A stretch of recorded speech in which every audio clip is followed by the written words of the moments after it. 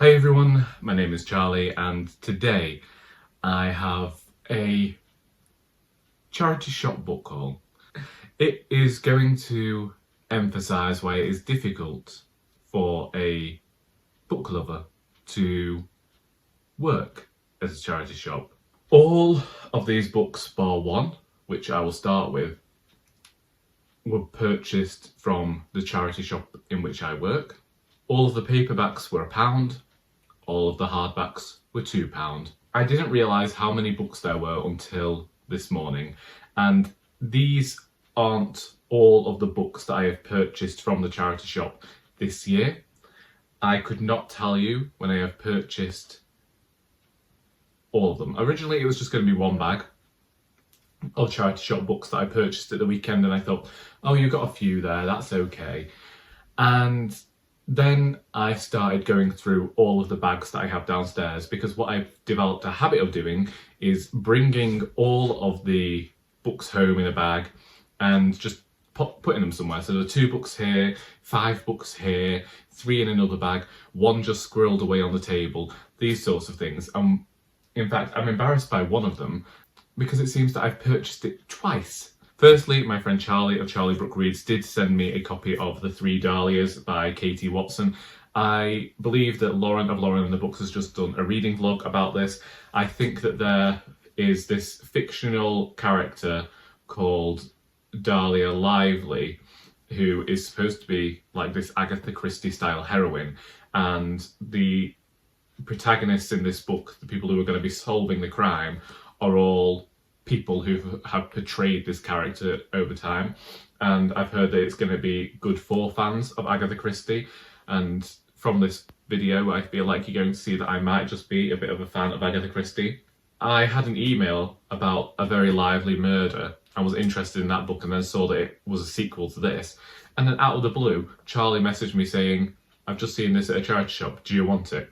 And because Charlie is much better at getting these books to me, I had it within a few days. Because, if you didn't know, I promised to send Emily of Noval Novels some books in September last year, and they're still in my living room. Indeed, a week ago I sent her an apology and asked whether she still wanted them. And they will get in the post eventually. I'm just a terrible person. The next book I have is Dead Man's Folly by Agatha Christie. And intriguing to put this book here because The 3 Dahlias is a country house murder, and this is another country house murder, and in this one we get to see Ariadne Oliver. But the next book is also Dead Man's Folly by Agatha Christie, and I only just found out that I'd done that, and I might in fact have a 3rd copy somewhere, because so I got this because I was saving it from a bin and didn't know that I already had it. Dead Man's Folly is an Agatha Christie that I don't know whether I've read before. I don't think I have. I think that I listened to the radio play last year, and so I have the story very much stuck in my mind. I figured out who the killer was going to be immediately in the radio play, and I'm wondering whether it's going to be as obvious when reading the book. Those aren't really the style of Christie that I like to collect. I prefer this small compact edition that HarperCollins published. This was the Agatha Christie signature edition, and they first started getting published in 2002. I think that the font's nice and big, and I like how they look on the shelves. We had a whole host of these donated to the charity shop, and because of the size of them, the book people were just going to throw them in the bin. I was like, well, I'll buy them then. So some of these are the nice matte covers that I prefer, and actually this was another 2nd copy. I have another older copy somewhere in my bedroom of Cat Among the Pigeons. So this is a Hercule Poirot mystery. They tend to list by series which ones you have, so it makes it easier for me to look and see which ones I have and haven't read. I won't be doing these in order of publication, I'm sorry about that. I'll just be doing them the way that they are on here and telling you whether they are Poirot or not. So we have Cat Among the Pigeons, Hickory Dickory Dock, Death on the Nile. This is one of the shiny cheap editions that I'm not the fondest of, but the font inside is the same. The ABC Murders, Peril at End House, Poirot Investigates. I believe that this is more a series of short stories, but you'll just have to let me know about that one. 5 Little Pigs. Again, this is another shiny edition of this book. If I could find this edition or a nicer edition, then I would, because Five Little Pigs so far is my favourite Agatha Christie. Indeed, this has been making me question whether I would like to write something similar in future, told in this almost epistolary fashion. I just thought it was fantastically done. The Big Four, which I apparently have started, and I reached chapter 3. 1 2 Buckle My Shoe. Murder in Mesopotamia. Ordeal by Innocence. I don't think that this is from one of Agatha Christie's series. I think that it's a standalone. However, I also know that that is one that they have adapted for, I think if Marple didn't do it, when they've adapted it for television, they have put one of Christie's well-known detectives into the role. Appointment with Death. This is a Christie that I have seen adapted quite a few times now. I don't know why, it always seemed that whenever I visited my grandmother, she always had this one on the telly. Sparkling Cyanide, which I believe is another standalone of Christie's, and a final standalone of Christie's, which is Crooked House. That's 15 new Agatha Christie's brought into my house, or new to me. I don't mind, because I do intend to read all of the Christie's one day, and I just haven't had this thing where sometimes, like a few years ago, I just start reading Christie after Christie. I'll get into a mood, and sometimes that works, and I am really in this mood for Agatha Christie, really enjoying what I'm reading, and sometimes I accidentally find all of the Christies in the style that I don't like. I found that I tend to prefer her earlier work, but I am willing to be shocked by that and find something that she wrote in the 50s or 60s that will still impress me. Now let's move on to The Long Take by Robin Robertson. This was shortlisted for the Man Booker Prize in 2018, and I originally got this book from the charity shop for my friend Joy, who is writing a novel in verse and has been looking for recommendations of that sort of thing. And when I mentioned it to her, it turned out that she already had it, but she said that I ought to read it because she found that it was a good book. And in this one, we have what is supposedly a noir narrative following a D-Day veteran with post-traumatic stress disorder, where he is piecing his life together. But I think that it's going to be talking a lot about the character's mental health, but also as he has to deal with what America is. And then a book that Charlie said to me, don't get, I could just get it out of the library one day, but I really wanted my own copy. So that is Fairytale by Stephen King.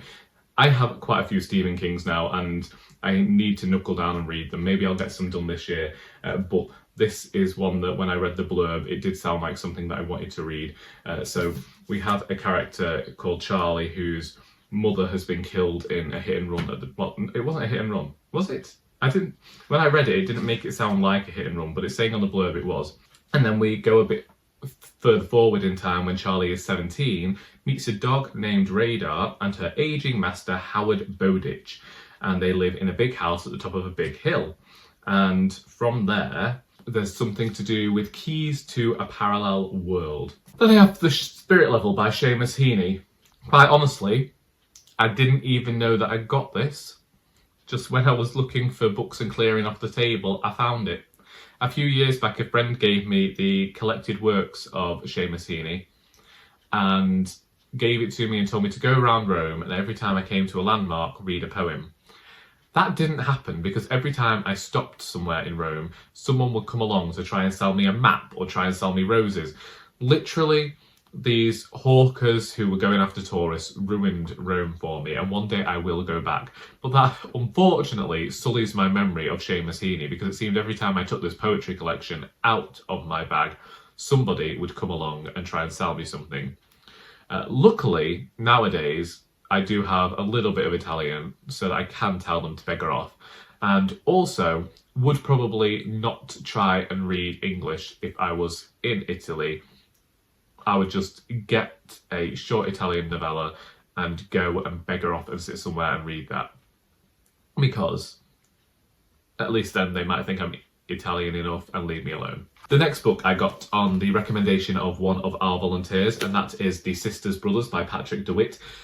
I have previously owned this book. We had 2 books donated from the Man Booker Prize 2011 to the charity shop about 10 years ago, and it was this book and Half Blood Blues by Essie Edusion. I didn't read either of them. I thought that I was perhaps not the right age to read them. And I've always liked the cover of this book. It's always been one that has stuck with me. It's one I haven't gone back to because of the fact that I've owned it before, but my volunteer said that this was in her top 5 books of all time, and it does sound like it could be something that I like. Eli and Charlie sisters on the road to California following the trail of an elusive prospector, Erman Kermit Warm. And we're going to see the brothers cross paths with a remarkable cast of characters. This was the year that The Sense of Ending won by Julian Barnes, I think. And I don't know why, because I'm pretty sure I read that book and I found it eternally boring. Then we have America Pacifica by Anna North. Basically, this book had been out for too many weeks and was about to go in the bin. And we are seeing a world that is engulfed by a new ice age. And you have Darcy, who has been protected from the harshness of life by her mother, and then her mother vanishes. So Darcy embarks on this quest to find her, but along the way we'll find out the truth about America Pacifica. It sounded a bit like a weird, possibly dystopian read, which was published in 2011 as well. And Anna North graduated from the Iowa Writers' Workshop in 2009 and lived in Brooklyn at the time. This was published by Virago. I've previously enjoyed the works that Virago have published, so again, this is a case of we will see. And you get to see a pattern here, because I just sometimes don't like books that I think should be getting purchased that people will like. I don't like seeing them go into the bin, and that is also why I saved The Illuminations by Andrew O'Hagan. I know nothing about this book apart from apparently it was heard on BBC Radio 4's Book at Bedtime and longlisted for the Man Booker Prize in 2015. Anne Quirk's life is built on stories, the lies she was told by the man she loved and the fiction she built to survive, and she is in her 80s. Her grandson is a captain in the British Army, and he returns home. Oh, where they set out to Blackpool. Okay.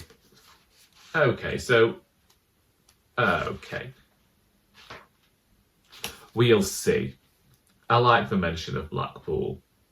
Blackpool's somewhere I haven't been since one of my birthdays over a decade ago. I think we worked out it must have been about 2013. And we weren't there long because my dad started throwing a fit. My brother's since been a lot, my sister's been a lot. They enjoy themselves when they go. And yeah, if you ever watch Strictly Come Dancing, you'll know they always get excited about going to Blackpool. On the northwest coast of England, if you're from if you're one of those heathens from America, one day you might want to visit. I don't recommend it as a place to visit really as your first trip to England, but there you go. Then I got this. The Man on a Donkey by H.F.M. Prescott. From what I found out about this, it's a classic in historical fiction. It also says that on the back. And I liked the author's note at the beginning that the book is cast in the form of a chronicle. This form, which requires space to develop itself, has been used in an attempt to introduce the reader into a world rather than at first to present him with a narrative. In that world, he must for a while move like a stranger, as in real life, picking up from seemingly trifling episodes, understanding of those about him and learning to know them without knowing that he learns. Only later, when the characters should by this means have become familiar, does the theme of the whole book emerge, as the different stories which it contains run together and are swallowed up in the tragic history of the pilgrimage of grace. And throughout, against the world of 16th century England, is set that other world, whose light is focused, as though a burning glass, in the half-crazy mind of Mel, the serving woman, and in the 3 cycles of her visions, is brought to bear successively upon the stories of the chief characters of the chronicle. Apparently, it's an enthralling novel about a moment in history when England's Catholic heritage was scattered to the 4 winds by a powerful and arrogant king. So it did begin. I read the first chapter. It's very slow moving, but the chapters are short, thankfully, and it does seem to be following when Henry VIII was closing down monasteries and abbeys, and we are seeing these nuns being evicted from the nunnery, basically. I was also intrigued because I believe that H.F.M. Prescott was from Cheshire. I don't know how true that is. I'm pretty sure that I found out she was somewhere, and I do know she wrote a biography of Mary Tudor that I owned once and now don't have anymore. But there we go. So I'm not sure when I'll get to this. The book is flaming huge. It is 716 pages, and that's before I get to the historical notes. Then we have The Three-Body Problem by Zhijin Liu, translated by Ken Liu. And I got this because I got it into my head that this was a science fiction novel with aspects of crime in it, but I'm not sure that's the case. This was the first ever translated novel to win a Hugo Award. In 1967, Ye Wangzhe witnesses Red Guards beat her father to death during China's Cultural Revolution. This singular event will shape not only the rest of her life, but the future of mankind. 4 decades later, Beijing police asked nanotech engineer Wang Mao to infiltrate a secretive cabal of scientists after a spate of inexplicable suicides. Wang's investigation will lead him to a mysterious online game and immerse him in a virtual world ruled by the intractable and unpredictable interaction of its 3 sons. Then we have a book on here that I wasn't going to get, but a few years ago I read this book and I did not like it, and I unhauled it. But then earlier this year I watched the adaptation on the BBC and really liked the adaptation. That book is Magpie Murders by Anthony Horowitz. I didn't really want to get this, but I've been wanting to read the sequel to this, and because we didn't have the sequel when I bought this book, I just thought, well, I'll get it and I'll read it at some point. Then I went into work the following day, and I'd been doing the books in the morning, and when I went back to the books, this had appeared out of nowhere. Moonflower Murders by Anthony Horowitz. So the book that I wanted finally turned up the day after I bought the first one, so it's just one of those coincidences that worked out in my favour. And it's basically because I don't know whether they're ever going to make the second book into a TV show, but I really did like what they did with the TV show enough to go back and explore this, and just hope that Horowitz hasn't inserted himself into the narrative again, because that is the thing that's been putting me off all this time. They have some really nice covers, don't they, these Anthony Horowitz books? It's just sometimes a shame that the contents isn't as good. And then finally, I got The World of Robert Jordan's Wheel of Time by Robert Jordan and Teresa Patterson. I haven't read any more of the Wheel of Time series since I read The Eye of the World 2 months ago. I would like to get into those books, but I'm just struggling to track down a copy of the second book. I might just buy them, but then I do have money and vouchers that I was given 2 months ago for a specific event. But I don't know, I've just been reticent to get the other books, especially now that I'm seeing how many flaming charity shop books I've hauled. So I do keep biding my time and hoping that I will just see the second book in a charity shop.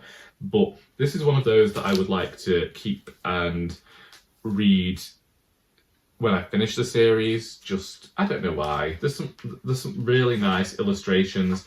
I think I'll like getting to know more about the world in this almost historical textbook style fashion. But at this point, it seems that 8 of the books have been published, so I don't actually want any of the series spoiled for me. This one was just more of something to keep on my shelves whilst I wait to read the series. And them's the books. I honestly, when I just set out to start this video, I didn't think it was going to take me so long to get through them. I thought, oh, quarter of an hour, you'll bash all that out. But then, as I went about the living room, I just kept finding more and more books to be going on with. Anyway, if you've read any of these books and would like to suggest maybe where I start with them, then please feel free to do so, because right now I'm looking at them and it's feeling like a bit of a mammoth, impossible task. And when I'm starting to feel like this, it's everybody knows it's a risk with me, because I can then suddenly just start unhauling things that I want to keep, just to make space and get rid of the stuff that I haven't read. If you've read any of these books and would like to discuss them, then please feel free to do so in the comments. I hope that you have enjoyed this video, because until next time, that is all.